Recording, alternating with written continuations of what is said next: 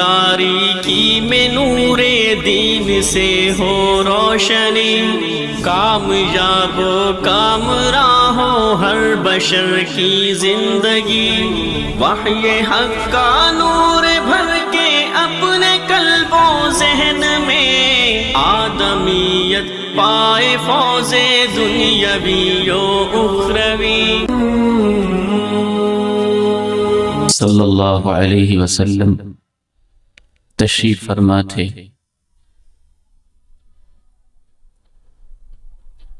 اور کچھ قیدی تھے جو آپ علیہ السلام کی خدمت عالیہ میں موجود تھے۔ ان قیدیوں کے اندر ایک عورت بھی تھی، اور وہ اپنے بچے کو مسلسل تلاش کر رہی تھی۔ تلاش کرتے کرتے جیسے ہی اس کو اپنا بچہ ملا، وہ بچہ بھی معصوم چھوٹا دودھ پیتا تھا، اس ماں نے اپنے بچے کو سینے کے ساتھ چمٹا لیا اور اسے دودھ پلایا۔ اب آپ نے میرے ساتھ مل کے ذرا غور کرنا ہے، ماں کو تو اپنے سارے ہی بچوں سے پیار ہوتا ہے، لیکن وہ بچہ جو دودھ پیتا ہو اس سے زیادہ اٹیچمنٹ ہوتی ہے۔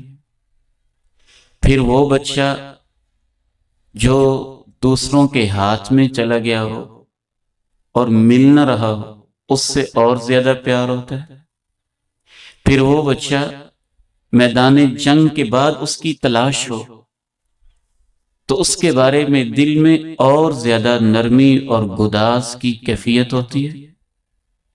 پھر وہ بچہ اچانک مل جائے تو اس کے اوپر ماں کو کتنا پیار آیا ہوگا، اس نے اپنے سینے سے چمٹا کے اس کو دودھ پلایا۔ امام کائنات علیہ السلام پہ قربان جائیں، آپ ہر موقع کو سمجھانے کے لیے غنیمت گردانتے تھے۔ اس ماں کی ممتا کو جب آپ نے دیکھا، اس کے پیار اور محبت کو دیکھا، اس کی اداسی اور کیفیت کو دیکھا، بچے کو چومنے چاٹنے کو دیکھا، سینے سے لگانے کو دیکھا، اور اس کے ایسے جوش مارتے ہوئے محبت بھری اداؤں کو اور ماں کی ممتا کو دیکھا، تو آپ علیہ السلام کو اللہ کی رحمت یاد آ گئی۔ آپ نے پوچھا، اے میری صحابہ، تمہارا کیا خیال ہے؟ اترون هذه طارحة ولدها في النار؟ کیا یہ ماں اپنے اس بچے کو آگ میں پھینکنے پر آمادہ ہوگی؟ صحابہ کرام رضی اللہ عنہم اجمعین نے کہا، نہیں، یہ کیسے ممکن ہے؟ جب تک اس کے اپنے بس میں ہوگا، جب تک اس کی اپنی استطاعت میں ہوگا، یہ اس بچے کو کبھی اپنی مرضی سے آگ میں نہیں پھینکے گی۔ اللہ کے پیارے نبی علیہ السلام نے فرمایا، للہ ارحم بعبادہ من ہذہ بولدہا، جتنا اس ماں کو اپنے بچے سے پیار ہے، عرش والے رب کو اپنے بندوں پر اس سے زیادہ پیار آتا، وہ اس سے زیادہ رحم کرنے والا ہے۔ اللہ تعالیٰ کی عظیم ترین صفت اور عظیم ترین نام ہے الرحمن الرحیم۔ وہ رحمان بھی ہے، وہ رحیم بھی ہے، وہ غفار بھی ہے، وہ کریم بھی ہے، وہ ستیر بھی ہے، وہ قریب بھی ہے، وہ مجیب بھی ہے، محبت کرنے والا بھی ہے، رحمتیں بانٹنے والا بھی ہے۔ اللہ کی محبتوں، اللہ کی رحمتوں کی حد یہ ہے، امام ابن قیم الجوزیہ رحمہ اللہ نے ایک جگہ پہ کمال کی بات لکھی، فرمانے لگے، اگر ایک بچہ اپنے ماں باپ سے دور نکل جائے اور وہ بھٹک جائے، ماں اس کے انتظار میں ہو، وہ واپس نہ آئے، انتظار کر کر کے تھک کے ماں اپنے گھر کے دروازے کو بند کر لے، اور پھر وہ بھٹکا ہوا بچہ اس دروازے پہ کہیں گھوم گھما کے واپس آ جائے، اور اسی دروازے پہ آ کے لیٹ جائے، صبح ماں دیکھے کہ میرا بچہ یہاں دروازے پہ ساری رات لیٹا رہا ہے، جتنا اس ماں کو اپنے اس بچے سے پیار ہوتا ہے جو اللہ کی طرف واپس آنے والے ہیں، اللہ کو اپنے ان بندوں سے ان سے زیادہ پیار ہوتا ہے۔ قرآن مجید میں اللہ رب العزت کی رحمت کے بارے میں یہ لکھا اللہ نے، وَرَحْمَتِي وَسِعَتْ كُلَّ شَيْءٍ، میری رحمت کائنات کی ہر چیز کے اوپر موجود ہے، نہیں کہا واسعت، چھائی ہوئی ہے، چھائی ہوئی ہے، کائنات کے چپے چپے پہ اللہ کی رحمت چھائی ہوئی ہے۔ عرش کو اٹھانے والے فرشتے بھی یہ کہتے ہیں، ربنا وسعت كل شيء رحمة وعلما، اے ہمارے رب کائنات کے ایک ایک چیز کے اوپر تیری رحمت چھائی ہوئی ہے، تیرا علم چھایا ہوا ہے۔ اللہ رب العزت نے عرش کے اوپر اپنے پاس ایک تحریر لکھی ہے ہمارے علم کے مطابق، جو امام کائنات نے بتائی ہے، ان اللہ کتب کتابا فہو عندہ فوق العرش، اللہ نے ایک ہی دستاویز لکھی، ایک تحریر لکھی، ایک اپنا تعارف اور پہچان لکھا، اور اس میں اللہ نے ایک ہی بات لکھی، رحمتی سبقت غضبی، میری رحمت ہمیشہ میرے غضب سے جیت جائے گی اور یہ آگے آگے رہے گی۔ وہ بہت رحمان ہے۔ ان للہ مئۃ رحمہ انزل منها واحدة الى الارض وامسك عنده 99۔ امام کائنات علیہ السلام فرماتے ہیں اللہ نے رحمت کے 100 حصے بنائے۔ شارحین نے لکھا ابھی تو یہ وہ رحمت ہے جو اس نے تقسیم کی، جو اس کی صفت رحمت ہے اس کی تو حد ہی نہیں ہے۔ یہ وہ رحمت ہے جو اس نے کائنات میں تقسیم کی اور اس کے 100 حصے بنائے، اور 100 میں سے ایک زمین پہ اتارا۔ وہ رحمت کا ایک حصہ زمین پہ اترا۔ میرا دل چاہتا ہے کہ میں 2 ٹوک کہہ دوں، وہ رحمت کا ایک حصہ میری اور آپ کی ماں کو ملا، ماں کی ممتا بنی۔ وہ رحمت کا ایک حصہ دنیا کے کروڑوں خربوں باپوں کے سینے میں گیا تو باپوں کی شفقت بنی۔ اسی رحمت کا ایک حصہ دنیا کی بہنوں کے سینے میں پیوست ہوا تو بہنوں کی لوریاں بنی۔ اسی رحمت کا ایک حصہ کائنات میں تقسیم ہوا، بھائیوں کے پاس پہنچا تو بھائیوں کی ادائیں، محبتیں، پیار، چاہتیں، الفتیں اور محبتیں بنی۔ اسی رحمت کا ایک حصہ کائنات میں تقسیم ہوا۔ میرا ایمان اور یقین کہتا ہے زمین کو ملا، یہ لہلہانے لگی، آسمان کو ملا، بلند ہو گئے، سورج کو ملا، سائیں بکھیرنے لگا، چاند کو ملا، ٹھنڈک دینے لگا، ستاروں کو ملا، جھلملانے لگے، پہاڑوں کو ملا، آبشاریں بن گئیں، دریاؤں کو ملا، بہنے لگے، سمندروں کو ملا، وہ اپنی لہریں بکھیرنے لگے اور کائنات میں ہر طرح کی چیز تقسیم کرنے لگے، حتیٰ کہ امام کائنات نے وضاحت کی اور اس کی روشنی میں میں کہنا چاہوں گا وہی رحمت کا ایک حصہ جنگلوں میں پہنچا۔ شیروں، چیتوں، درندوں، جانوروں، چوپایوں، جانوروں، ایسی مخلوقات میں بھی رحمت کا وہ ایک حصہ ہی تقسیم ہوا۔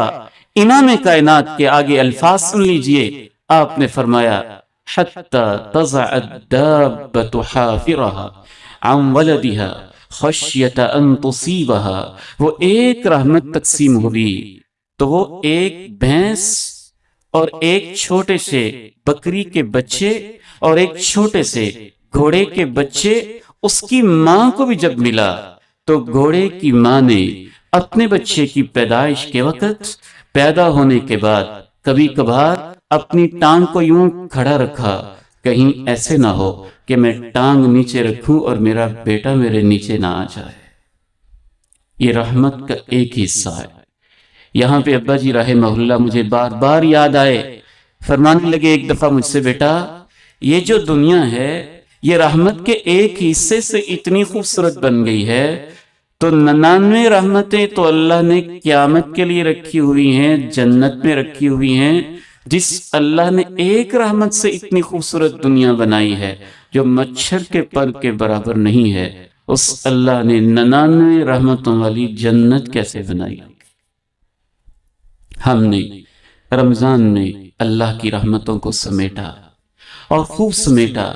مبارک ہو ان بیٹوں کو جو جاگتے رہے، مبارک ہو ان بیٹیوں کو جو روتی رہیں، مبارک ہو ان نوجوانوں کو جو اعتکاف میں رہے، مبارک ہو ان نوجوانوں کو جو قیام اللیل اور تراویح میں رہے، مبارک ہو ان جوان بیٹوں کو جو تلاوت کے مقابلے لگاتے رہے اور زیادہ سے زیادہ تکمیل قرآن کی کوشش کرتے رہے، مبارک ہو ان نوجوانوں کو جو بھٹکے ہوئے تھے، رمضان کی رحمتیں ان کے سینے تک پہنچیں اور وہ اللہ کے گھروں میں آئے، دعائیں کرنے لگے، اللہم افتح لی ابواب رحمتک، اللہ میرے لیے رحمت کے دروازے کھول دے۔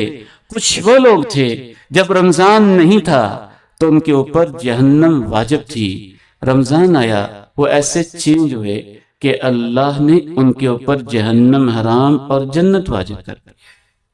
آخری بات اور بہت اہم بات ہے، اب ان رحمتوں کو جو ہم نے جمع کیا ہے ان کو سنبھال کے رکھنا ہے،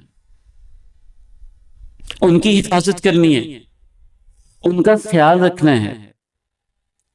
انسان جب اپنا مکان بناتا ہے تو اس لیے نہیں بناتا ہے کہ اگلے ہی دن اس نے کدال پکڑ کے، کسی پکڑ کے، ہتھوڑا پکڑ کے، مشین لگا کے اس کو گرا دینا ہے۔ وہ اس لیے بناتا ہے، اس نے اس کو سنبھالنا ہے، اس کو اس سے پیار ہوتا ہے۔ ایک عورت تھی، اس کو کوئی دماغی مسئلہ تھا اور اس کا واقعہ بڑا مشہور تھا۔ وہ بہت محنت کرتی تھی اور بڑی محنت کے ساتھ سوت کاٹتی تھی، کاٹتی رہتی تھی۔ ظاہر ہے بڑی محنت، ایک ایک دھاگا لگانا، ایک ایک تار لگانا، اس کو کاٹنا، اس کو سوت کو تیار کرنا، صبح سے لے کے شام تک بیٹھی بڑی محنت کے ساتھ اچھا خاصا اپنے چرخے کے اوپر وہ سوت بن لیتی، اس کی لائنیں، اس کی لکیریں، اس کی لائنمنٹ، جو بھی اس کا طریقہ تھا اس کو اچھی طرح سے ٹھیک کر دیتی۔ کیونکہ وہ پاگل تھی تو اگلے دن اس کو ادھیڑنا شروع کر دیتے تھے۔ جو پہلے دن اس نے بنایا تھا اگلے دن وہ ایک ایک دھاگا کھولنا شروع کر دیتی اور ایسے ہی کرتی رہتی۔ اللہ تعالیٰ نے اس پاگل عورت کی مثال دیتے ہوئے اہل ایمان سے ایک بات کہی، وَلَا تَكُونُوا كَالَّتِي نَقَضَتْ غَزْلَهَا مِن بَعْدِ قُوَّةٍ أَنْكَاثًا، اے میرے بندو تم اس پاگل عورت کی طرح نہ ہونا، اس کی طرح نہ ہونا جو سوت کاٹنے کے بعد، بڑا مضبوط بنانے کے بعد اس کے ٹکڑے ٹکڑے کر دیتی تھی۔ میں اپنے آپ سے اور آپ بھائیوں سے صرف یہی عرض کرنا چاہتا ہوں کہ اب ہم نے ان نیکیوں کو سنبھالنا ہے۔ اللہ تعالیٰ نے اہل ایمان سے بات کی اور کہا وَرَحْمَتِي وَسِعَتْ كُلَّ شَيْءٍ، میری رحمت تو کائنات کے ذرے ذرے پہ چھائی ہوئی ہے، لینی تم نے ہے، اور لکھوں گا میں کہ کس کس کو ملے گی، کس کس کو ملے گی۔ اللہ رب العزت نے کہا اس کو ملے گی جو اپنی زندگی میں تقوی پہ قائم رہے گا، میرے حکموں کی پابندی کرے گا۔ فَسَأَكْتُبُهَا لِلَّذِينَ يَتَّقُونَ، تقوی پہ قائم رہیں گے۔ نماز تقوی کی علامت ہے، صدقات و خیرات تقوی کی علامت ہے، شرم و حیا تقوی کی علامت ہے، پردہ تقوی کی علامت ہے، توبہ، انابت، رجوع اللہ، بہتے آنسو اور موتیوں کی طرح چمکتے ہوئے رم جھم آنسوؤں کی جھاڑ، یہ تقوی کی علامت ہے، تقوی کی نشانی ہے۔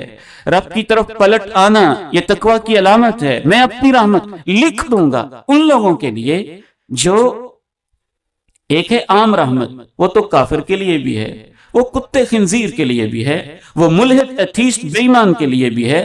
وہ رحمت ہے پالنے والی، کہ رات کو وہ سوتا ہے نافرمانی کر کے، صبح اللہ پھر بھی اس کے پھیپھڑے کام کر رہے ہوتے ہیں، اس کا دل پمپنگ کر رہا ہوتا ہے، ہارٹ بیٹ اس کی چل رہی ہوتی ہے، زمین اس کے لیے بچھی ہوتی ہے، سورج اس کے لیے نکلتا ہے، اللہ اس کو کچھ نہیں کہتا۔ وہ عام رحمت ہے، وہ سب کے لیے ہے، وہ رب العالمین ہے، سب کو پالتا ہے۔ لیکن خاص رحمت جس کے ذریعے سے انسان کو اللہ یہ کہے یہ میرا ہو گیا ہے، وہ خاص رحمت جس سے اللہ کے شاباش صحیح زندگی گزار کے آیا ہے، وہ خاص رحمت جس سے فرشتوں کا پروٹوکول ملے، وہ خاص رحمت جس سے قبر میں نور ہو جائے، وہ خاص رحمت جس سے جنت کے دروازے کھل جائیں، خاص رحمت جس سے امام کائنات کی رفاقت مل جائے، یہ خاص لوگوں کو ملتی ہے۔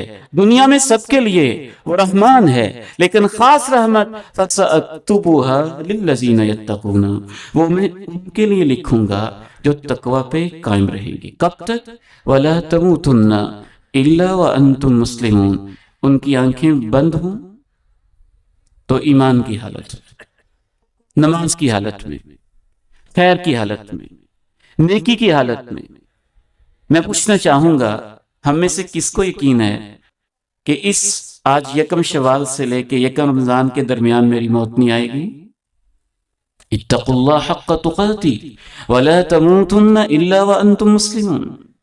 تو ہم نے اس رحمت کو سنبھالنا ہے، اور سنبھالنے کا طریقہ نمازوں کو جاری رکھنا ہے۔ نمازیں 12 مہینے فرض ہیں، 5 فرض ہیں، پوری زندگی فرض ہیں، ایسی فرض ہیں اور ایسی خواہش ہونی چاہیے، اللہ مجھے تو سجدے میں موت دے دینا، مسجد میں دے دینا، نماز میں دے دینا، خیر کی حالت میں دے دینا۔ فَسَأَكْتُبُهَا لِلَّذِينَ يَتَّقُونَ، جو تقوی پہ قائم رہیں گے ان کے لیے میں رحمت اپنی لکھ دوں گا۔ وَيُؤْتُونَ الزَّكَاةَ، صدقات و خیرات کو اپنی استطاعت و ہمت کے مطابق ہم نے جاری رکھنا ہے۔ توبہ اور انابت، تاک راتوں کے آنسو، ہم نے ان کی لاج رکھنی ہے کہ ہم نے تو معافی مانگی تھی۔ اس شخص کے بارے میں آپ کا کیا خیال ہے جو آج صبح مجھ سے معافی مانگے اور شام کو میں دیکھوں تو میرے دشمن کی صف میں کھڑے ہو کے میری طرف تیر پھینک رہا ہو، صبح پھر معافی مانگ لے، دوپہر کو پھر آئے میرے دشمن کی صف میں کھڑے ہو کے میری طرف تیر پھینک رہا ہو؟ اللہ کے اس بندے کے بارے میں کیا خیال ہے جو رمضان میں معافی مانگے اور عید کے اگلے دن اللہ کے دشمن شیطان کی صف میں کھڑے ہو کے اللہ کی نافرمانی کر رہا ہو؟ تو ہم نے اس پہ قائم رہنا ہے، نمازوں پہ، زکوٰۃ و صدقات پہ، خیر کے کاموں پہ، مسجد کے ساتھ محبت پہ، قرآن کی تلاوت جاری رکھنی ہے جتنی اللہ توفیق دے۔ اس میں برکت ہے، اس میں خیر ہے، اس میں رحمت ہے۔ اور آخری اہم ترین گزارش یہ کرنا چاہوں گا اپنے لیے، آپ سب کے لیے، اللہ کی خاص رحمت ان لوگوں پہ ہوتی ہے جو ایک کام کرتے ہیں، ان پہ تو اللہ کی خاص رحمت ہوتی ہے۔ مجھے لگتا ہے وہ معافی نہ بھی مانگے تو اللہ معافی مانگے بغیر ہی ان کو معاف کر دیتا ہے، اور وہ لوگ ہوتے ہیں جو دوسروں کو معاف کر دیتے ہیں، جو دوسروں کو معاف کر دیتے ہیں۔ اللہ تعالیٰ نے خصوصی طور پہ کہا وَإِن تَعْفُوا وَتَصْفَحُوا وَتَغْفِرُوا فَإِنَّ اللَّهَ غَفُورٌ رَحِيمٌ، اگر تم معاف کر دو، درگزر کر دو اور پردہ ہی ڈال دو، کیا کیا اس نے، کیا کیا اس نے، کیا کیا، بس صبر کر جاؤ، پردے ڈال دو، تو یاد رکھو اللہ تمہارے گناہوں پہ پردے بھی ڈالے گا اور اپنی رحمت نازل بھی کرے گا۔ عید خوشی کا موقع ہوتا ہے، ہم نے اس میں اپنے دلوں کو صاف کرنا ہے، پاک کرنا ہے۔ اللہ کے بندوں کے بارے میں حسد اور کینے سے بھرے ہوئے دل اگر رمضان کے بعد ویسے ہی ہیں تو خطرہ ہے کہ شاید ہماری نیکیاں کہیں لٹکی نہ رہ جائیں اور وہ اوپر پہنچ ہی نہ پائے۔ تو عید کے موقع پہ خاص طور کچھ ہمت کرے، صبر کرے، اللہ کے سپرد کرے معاملے، اور اللہ کی رضا کے لیے معاف کر دیں۔ آپ کے پیغمبر نے قسم اٹھا کے کہا ہے، اللہ کی قسم ہے جو معاف کرتا ہے اللہ اس کی عزت میں اضافہ کر دیتا ہے۔ وہ میرے رب کا کام ہے، مہربان کا کام ہے۔ کیا خیال ہے آپ کا اگر آپ کے اوپر قتل کا مقدمہ ہو اور جو مدعی ہے وہ آپ کو آفر کرے کہ تم نے میرے اوپر ایک چھوٹا سا 200 روپے کا چوری کا مقدمہ کیا ہوا ہے، تم وہ معاف کر دو، چھوڑ دو، اور میں تمہیں قتل کے کیس کو معاف کر دیتا ہوں، بری کر دیتا ہوں، تو آپ تیار ہوں گے نا؟ کہ تو چھوٹی سی FIR اس کا کیا ہے، اور یہ قتل کا بڑا اہم مقدمہ ہے، ساری زندگی کہیں مجھے بھگتنا نہ پڑے، تو آپ اس کو معاف کر دیں گے؟ کیا خیال ہے اللہ آپ سے کہے تیرے اوپر ایسے مقدمے ہیں کہ تیری قبر تنگ ہو سکتی ہے، میدان محشر میں تجھے الٹا لٹکایا جا سکتا ہے، تجھے آنکھوں سے اندھا کیا جا سکتا ہے، پل صراط کے اوپر جہنم کے شعلے تجھے لگ سکتے ہیں، میں تیرے یہ سارے مقدمے معاف کر دیتا ہوں بشرطے کہ تو میرے فلاں فلاں بندے کو معاف کر دے۔ تو یہ پیشکش موجود ہے۔ اللہ تعالی ہمیں اس کو قبول کرنے کی توفیق نصیب فرمائے۔ میری گزارشات اسی کے ساتھ مکمل ہوئی۔ ایک ہمارے بزرگوں کی روایت چلی آ رہی ہے، اس کا میں احیاء کرنا چاہوں گا کہ اس موقع کے اوپر ابا جی رحمہ اللہ جب گندم کا سیزن ہوتا تھا تو طلبہ کے لیے عیدی علیحدہ اور گندم کے وعدے علیحدہ آپ احباب نے لکھوانے۔ پہلی صف میں میرے پیارے بھتیجے شیخ عمیر مدنی صاحب بیٹھے ہیں، یہ لکھ لیتے ہیں، احباب لکھوائیں تو یہ لکھ لیں گے، ادھر سے بھی کوئی ساتھی ہو جو لکھ لے، موبائل کے اوپر بے شک نوٹ کر لیں، بعد میں مجھے فارورڈ کر دیں۔ تو گندم کا ہمارا ہدف 1200 من کا سالانہ ہوتا ہے، تو اس میں آپ نے اپنے وعدے لکھوانے اور طلبہ کو اس خاص موقع کے اوپر آپ نے یاد بھی رکھنا ہے، اور طلبہ کے لیے جو اس موقع کے اوپر آپ ان کے لیے ایک عید کے موقع پہ خوشی میں ان کو شریک کرتے ہیں، وہ بھی آپ نے خیر کے اس کام میں اپنے ان روحانی بیٹوں کو اور طلبہ کو یاد رکھنا ہے۔ اللہ تعالیٰ آپ کو برکت دے، سلامت رکھے۔ اور میرا الحمدللہ اپنی جماعت کے اوپر اللہ کی ذات کے بعد ایسی محبت والا اور اعتماد والا تعلق ہے، مجھے علم ہے کہ بعض ساتھی صرف اس وجہ سے نہیں لکھواتے کہ مجمع میں بس وہ شرما رہے ہوتے ہیں، اور اللہ نے کبھی کمی نہیں دی، وہ بھجوا دیتے ہیں، اور جو نہیں لکھوانا چاہتے وہ بس اس کو یاد رکھے، ارادہ کر لیں، اللہ کے ساتھ آپ کا معاملہ ارادہ کرے اور بھجوا دے، جو لکھوانا چاہتے ہیں وہ لکھوا دیں۔ اور جو ادارے کے فنڈ میں ایک روٹین ہے ہماری، اور یہ اللہ کے نبی کے عہد مبارک سے چلی آ رہی ہے کہ آپ اہم قافلہ روانہ کرنا ہوتا کوئی مہم تو عید کے موقع پہ اس دور میں بھی فنڈنگ ہوتی تھی، اور اسی کے مطابق عمل کرتے ہوئے یہ سلسلہ بزرگوں کی زندگی سے چلا آ رہا ہے، یہ ان کے لیے بھی صدقہ جاریہ ہے۔ آپ کا یہ ادارہ الحمدللہ ایک ادارہ نہیں، اب ایک مرکز ہے، ایک تحریک ہے، قرآن فہمی کی، حدیث پڑھانے کی ایک موومنٹ ہے اللہ کے فضل سے، اور اللہ نے اس کی برانچز، اس کی شاخیں دائیں بائیں پھیلائی ہیں۔ 500 طلبہ طالبات پڑھ رہے ہیں۔ آپ سب کو اس موقع پہ یہ بھی دعوت دینا چاہوں گا کہ رمضان کے بعد داخلے ہوتے ہیں، آپ جو پرائمری پاس بچے ہیں ان کو حفظ میں داخل کروائیں، اور جو مڈل پاس بچے ہیں ان کو درس نظامی میں داخل کروائیں، جو پرائمری پاس حافظ بچے ہیں ان کو بھی ہمارے پاس درس نظامی میں داخل کروائیں۔